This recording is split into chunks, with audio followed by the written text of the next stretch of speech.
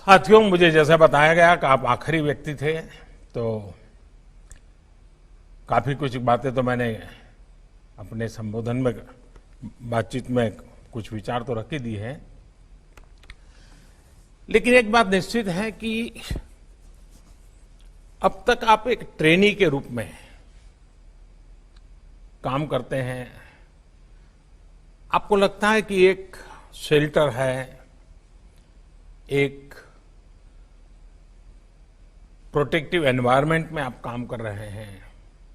आपको लगता है कि गलती करेंगे तो साथी भी है, संभालेगा, आपके ट्रेनिंग देने वाले लोग हैं वो भी संभाल लेंगे। लेकिन रातों रात स्थिति बदल जाएगी। जैसे ही यहां से आप बाहर निकलोगे, आप प्रोटेक्टेड एनवायरनमेंट में नहीं होंगे। सामान्य मानवी आपको नए हो, अनुभव अभी हुआ नहीं है, कुछ नहीं समझेगा। वो तो ये समझेगा कि भाई आप तो यूनिफॉर्म में हैं, आप तो साहब हैं, मेरा ये काम क्यों नहीं हो रहा है? अरे आप तो साहब हैं, आप ऐसे कैसे करते हो? यानी आपकी तरफ देखने का नजरिया बिल्कुल बदल जाएगा। ऐसे समय आप किस प्रकार की अपने आप को कैसे प्रस्तुत करते हैं, कैसे आप अपने आप को वहां से कार्यरत करते हैं, इसको बहुत बारीकी से देखा जाएगा।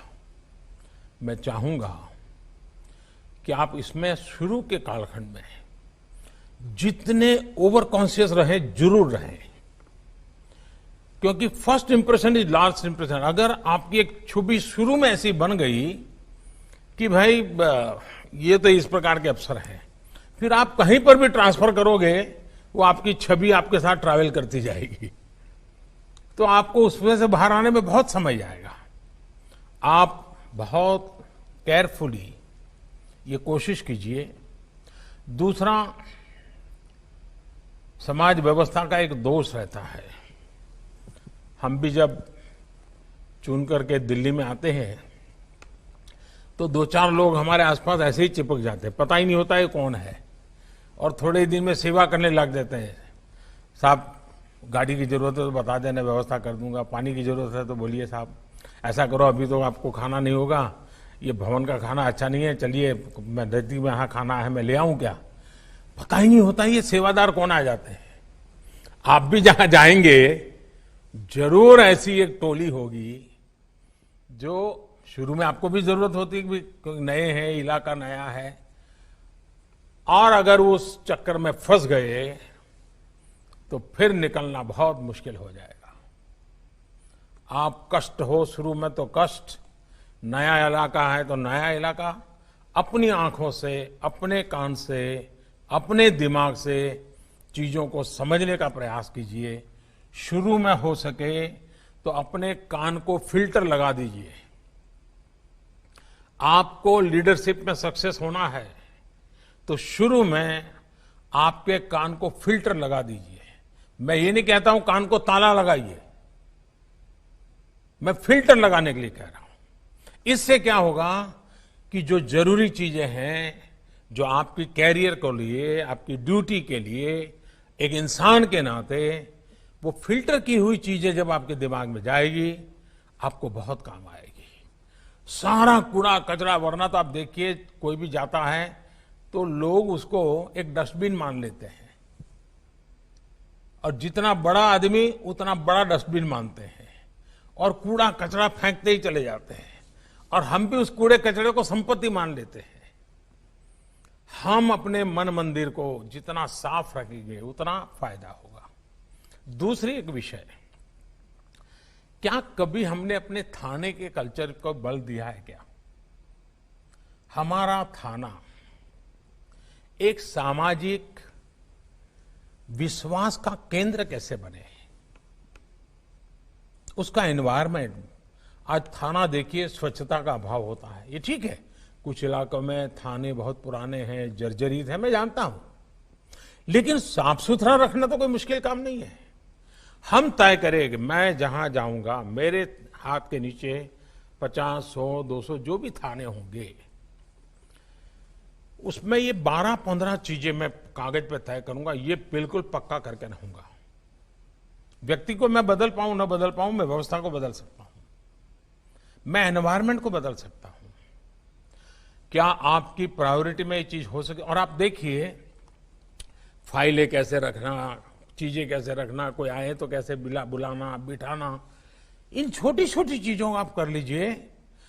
कुछ पुलिस के लोग जब नए ड्यूटी पर जाता है तो उनको लगता है कि मेरा रौब पहले मैं दिखा दूं, लोगों को मैं डरा दूं, मैं लोगों में एक अपना हुक्म छोड़ दूं, और जो एंटी सोशल एलिमेंट हैं वो तो मेरा नाम से ही कांपने चाहिए। ये जो सिंघम वाली फिल्में देख करके जो बड़े बनते हैं, उनके लिए दिमाग में भर जाता है, और उसके कारण करने वाले काम छूट जाते हैं।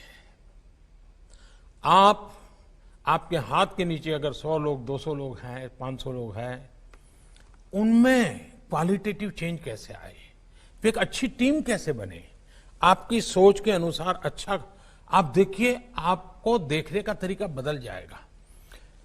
सामान्य मानवीय पर प्रभाव पैदा करना है कि सामान्य मानवीय में प्रेम का सेतु जोड़ना है, तय कर लीजिए।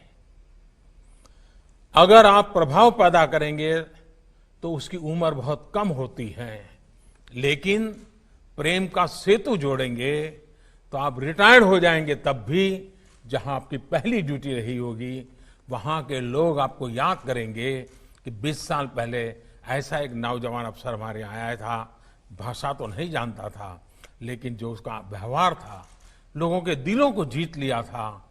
आप एक बार जन सामान्य के दिल को जीत लेंगे, बदल जाएगा। एक पुलिसिंग में मान्यता है। मैं जब नया नया सीएम बना तो गुजरात में दिवाली के बाद नया साल होता है, तो हमारे यहाँ एक फंक्शन छोटा सा होता है जिसमें पुलिस के लोगों से दिवाली मिलन का कार्यक्रम होता है, और मुख्यमंत्री उसमें रेगुलर जाते हैं, मैं भी जाता हूं। जब मैं जाता था, पहले जो मुख्यमंत्री जाते थे वो जाकर के मंच पे बैठते थे और कुछ बोलते थे और शुभकामनाएं देके निकल जाते थे।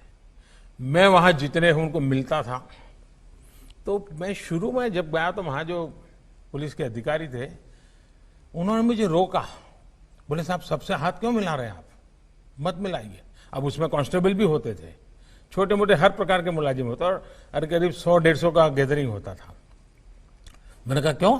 अरे बोले साहब आपके तो हाथ ऐसे होते हैं कि आप हाथ मिलाते मिलाते तो शाम को आपका हाथ सूजन आ जाएगी और ट्रीटमेंट करनी पड़ेगी। मैंने कहा ये क्या सोच है आपकी? वो भी तो समझता है कि मैं जिससे मिल रहा हूं उसका हाथ बड़ा सामान्य है तो मैं उससे प्यार से मिलूंगा, लेकिन एक सोच पुलिस है मतलब ऐसा ही होगा, वो गाली बोलेगा, वो तू तू करेगा, फटकारेगा। ये कल्पना गलत है जी। इस कोरोना कालखंड के अंदर ये जो यूनिफॉर्म में बनी बनाई जो छवि है वो पुलिस रियल में नहीं है, वो भी एक इंसान है, वो भी अपनी ड्यूटी मानवता के हित के लिए कर रहा है। ये जन सामान्य में भरेगा हमारे अपने व्यवहार से। हम अपने व्यवहार से ये पूरा कैरेक्टर कैसे बदल सकते हैं? उसी प्रकार से मैंने देखा है कि आमतौर पर पॉलिटिकल लीडर्स और पुलिस का सबसे पहला मुकाबला हो जाता है,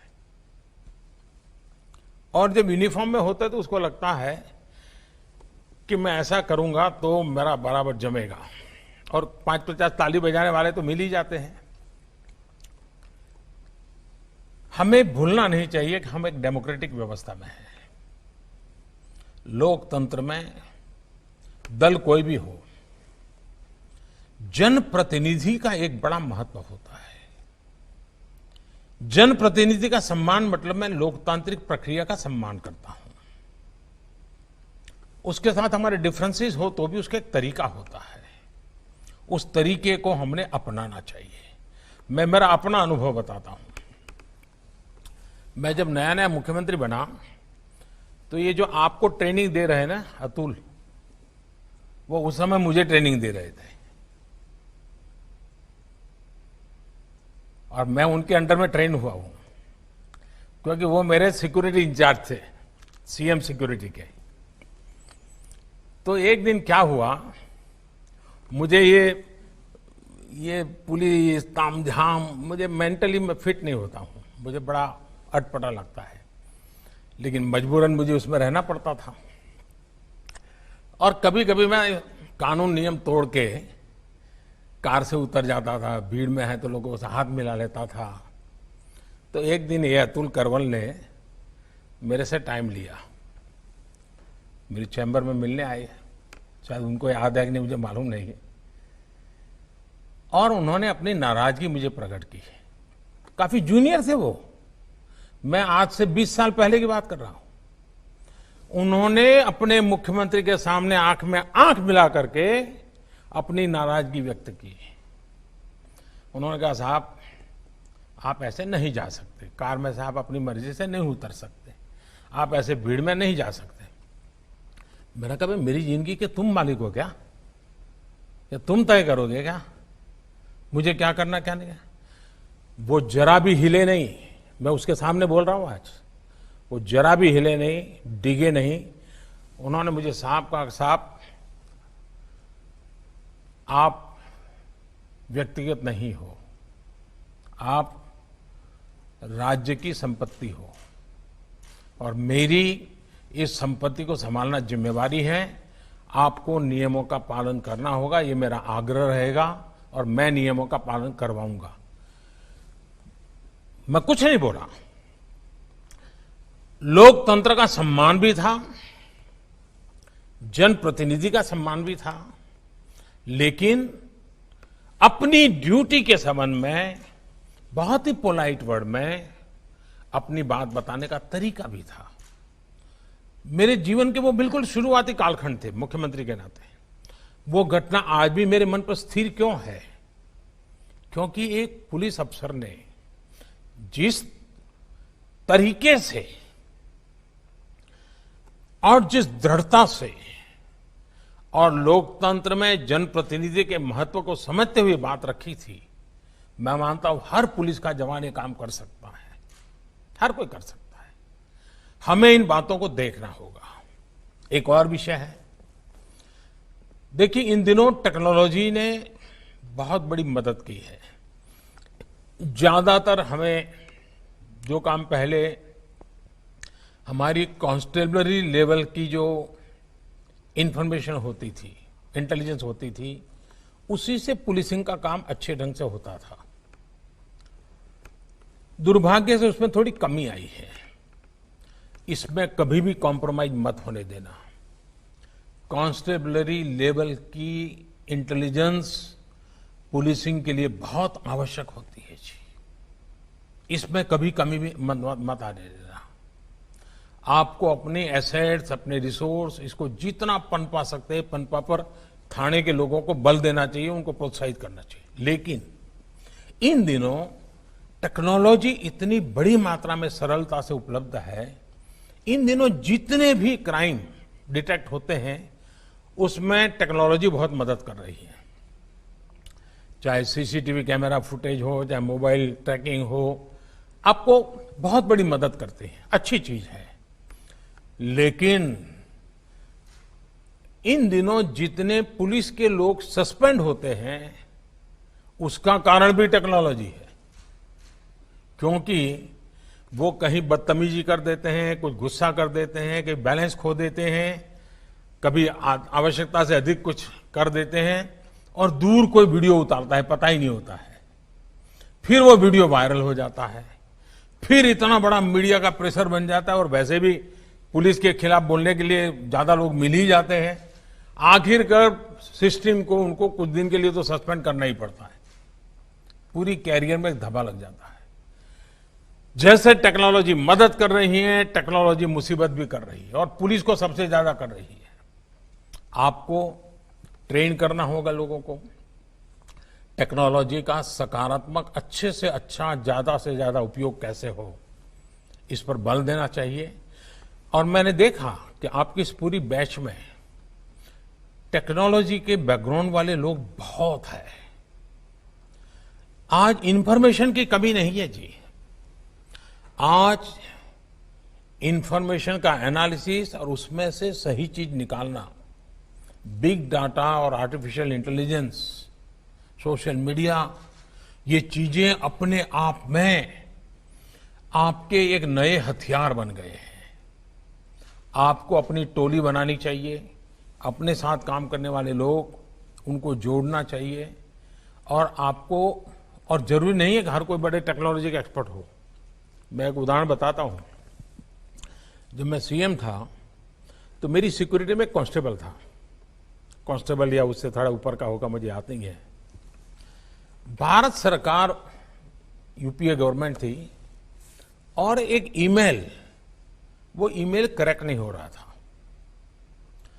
और भारत सरकार के लिए चिंता का विषय था कि इस मामले में, तो ये चीजें अखबार में भी आई।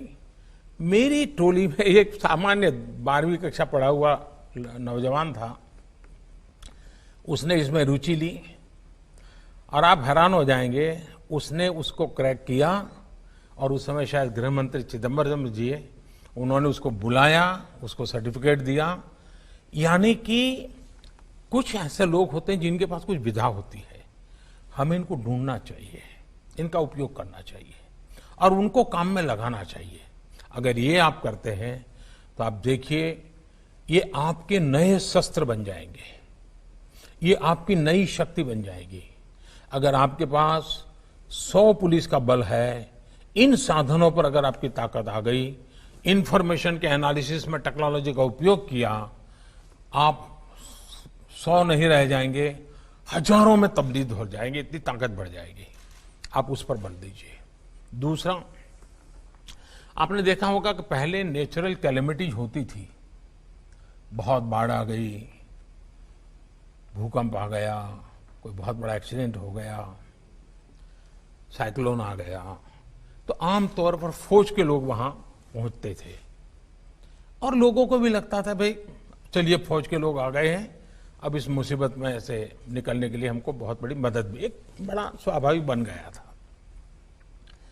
पिछले कुछ वर्षों में एसडीआरएफ और एनडीआरएफ के कारण हमारे पुलिस बल के ही जवान हैं, उन्होंने जो काम किया है और जिस प्रकार से टीवी की ध्यान भी उन्हीं लोगों पे, उनका एक स्पेशल यूनिफॉर्म बन गया है और पानी में भी दौड़ रहे हैं, मिट्टी में भी दौड़ रहे हैं, पत्थरों पर काम कर रहे हैं, बड़ी बड़ी शिलाएं उठा रहे हैं, इसने एक नई पहचान बना दी है पुलिस विभाग की। मैं आप सबसे आग्रह करूंगा कि आप अपने इलाके में, अपने क्षेत्र में एसडीआरएफ और एनडीआरएफ के काम के लिए जितने ज्यादा टोलियां अपनी तैयार कर सकते हैं करनी चाहिए, आपके पुलिस बेड़े में भी और उस इलाके के लोगों में भी। अगर आप नेचुरल कैलेमिटीज में जनता की मदद करने में पुलिस बल की, क्योंकि ड्यूटी तो आपकी आई जाती है, लेकिन ये अगर महारत है तो बड़ी आसानी से इस ड्यूटी को आप संभाल सकते हैं और इन दिनों इसकी रिक्वायरमेंट बढ़ती चली जा रही है। और थ्रू एनडीआरएफ, थ्रू एसडीआरएफ आप पूरी पुलिस बेड़े की एक नई छवि, नई पहचान आज देश में बन रही है। हम गर्व के साथ आज देश कह रहा है कि देखिए भाई, इस संकट की घड़ी में पहुंच गए, इमारत गिर गई, लोग दबे थे, पहुंच गए, उन्होंने निकाला लोगों को। मैं चाहूंगा कि ऐसे अनेक ऐसे क्षेत्र हैं जिसमें आप लीडरशिप दे सकते हैं। आपने देखा होगा ट्रेनिंग का बहुत बड़ा महत्व होता है, हम ट्रेनिंग को कभी कम मत आगे। ज्यादातर हमारे देश में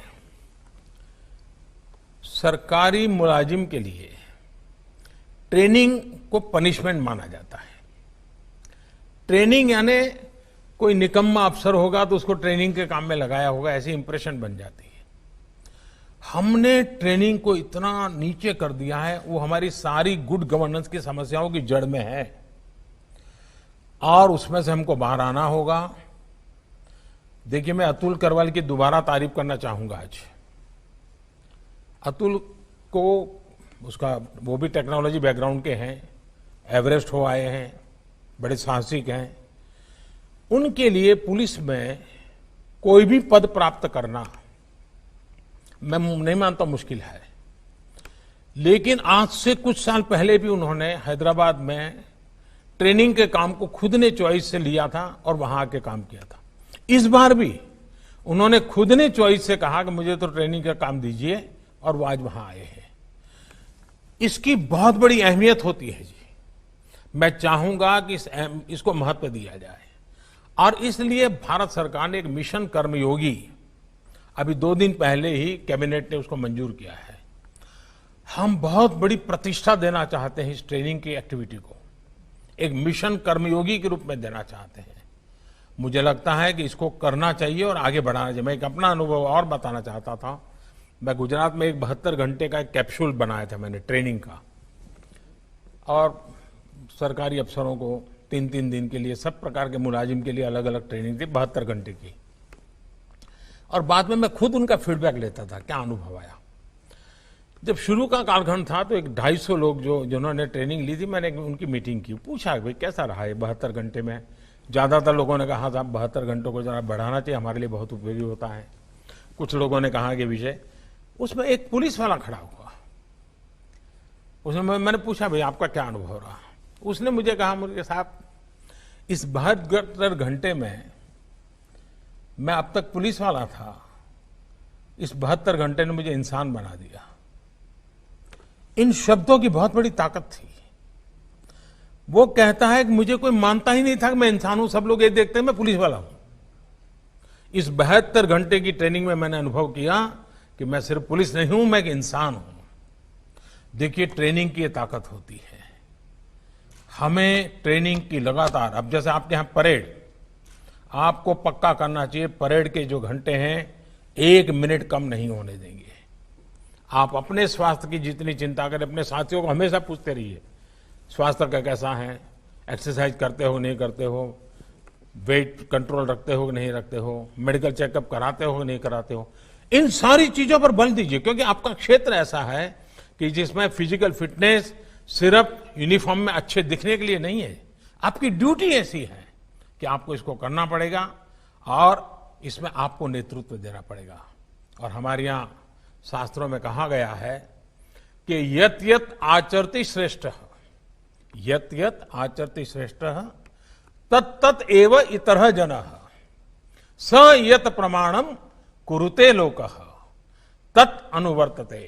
अर्थात श्रेष्ठ लोग जिस तरह का आचरण दिखाते हैं, बाकी लोग भी वैसा ही आचरण करते हैं। मुझे विश्वास है कि आप उस श्रेष्ठ जनों की श्रेणी में हैं, आप उस श्रेष्ठता को सिद्ध करने की श्रेणी में हैं। आपको एक अवसर मिला है, साथ साथ एक जिम्मेवारी मिली है, और जिस प्रकार की चुनौतियों से आज मानव जात गुजर रही है, उस मानव जात की रक्षा के लिए, हमारे देश के तिरंगे की आन बान शान के लिए, भारत के संविधान के प्रति पूर्ण समर्पण के साथ सेवा परमो धर्मः। रूल की अपनी एक महत्ता है, लेकिन रोल इसकी विशेष महत्ता है।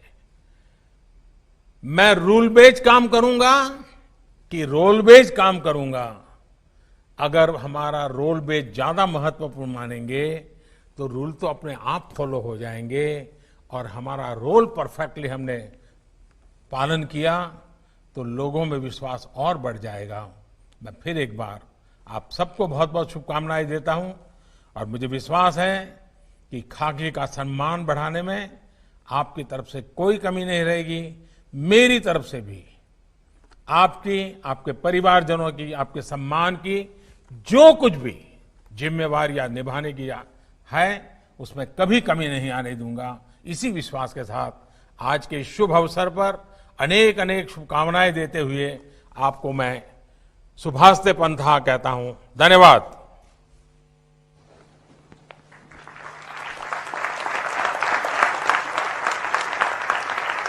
आपने, आपकी समझ, आपका बड़प्पन कि आपने उसको इतनी उदारता से लिया, और मैंने उन समय में आपके साथ जो समय गुजरा सर, उस समय बहुत कुछ सीखा।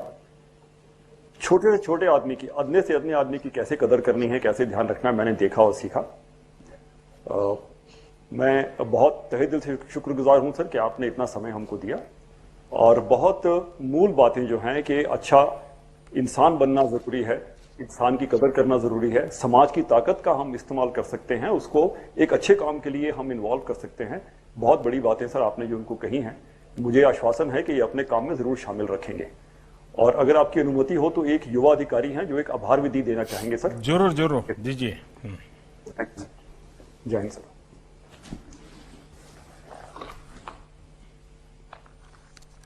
जय हिंद सर। कंचन कुमार कांडपाल, नागालैंड संवर्ग। कुरुक्षेत्र के रण में का एक अमर उद्घोष भारतीय संस्कृति की अमर परंपरा रही है कि जित्वा वा प्राप्स्यसि हतो वा प्राप्स्यसि स्वर्गम जित्वा वा भोक्ष्यसे महिम क्षुद्रम हृदय दौर्बल्यम त्वक्तोतिष्ठः परंतप। आपकी प्रेरणादायक उपस्थिति आज हमारे लिए एक ऐसा ही अमर उद्घोष करने में सार्थक रहेगी, यह मैं आपको आश्वस्त करता हूं। मैं निदेशक सरदार वल्लभ भाई पटेल राष्ट्रीय पुलिस अकादमी एवं 70वें एवं 71वें बैच के अपने सभी साथी प्रशिक्षुओं की तरफ से आपकी इस गरिमामय उपस्थिति के लिए आपका हार्दिक धन्यवाद और आभार प्रकट करता हूं। महोदय, मेरे जिन साथियों ने आपके समक्ष अपने अनुभवों को यहाँ पर प्रस्तुत किया वो केवल एक बानगी भर थे। हम में से प्रत्येक ने प्रत्येक दिन ऐसी अनगिनत समस्याओं, ऐसी अनगिनत चुनौतियों से दो चार हुए, उनसे पार पाया और अपने पुलिस बल का नेतृत्व किया। मैं आपको आश्वस्त करता हूं कि आज की इस दीक्षांत शपथ में निष्काम कर्म की जो प्रेरणा, जो सीख और जो शपथ हमने ली है, उसको पूर्ण सेवा भाव, पूर्ण मनोयोग के साथ लेकर के हम आगे चलेंगे। इस खाकी के प्रति समग्र निष्ठा और इस मातृभूमि के प्रति समग्र समर्पण का संदेश जो आज आपने हमें दिया है, उसे हमारा बैच निरंतर आगे लेकर चलेगा। अपने समग्र बैच की तरफ से यही संदेश या यही एक ध्येय वाक्य मैं आपके समक्ष प्रस्तुत करना चाहूंगा कि मेरे मस्तक के सिंहासन पर भारत माता आसीन रहे, मैं सदा देशभक्त रहूं, यह देश सदा स्वाधीन रहे। पुनश्च आपकी गरिमामय उपस्थिति के लिए हार्दिक धन्यवाद। जय हिंद। थैंक यू भैया।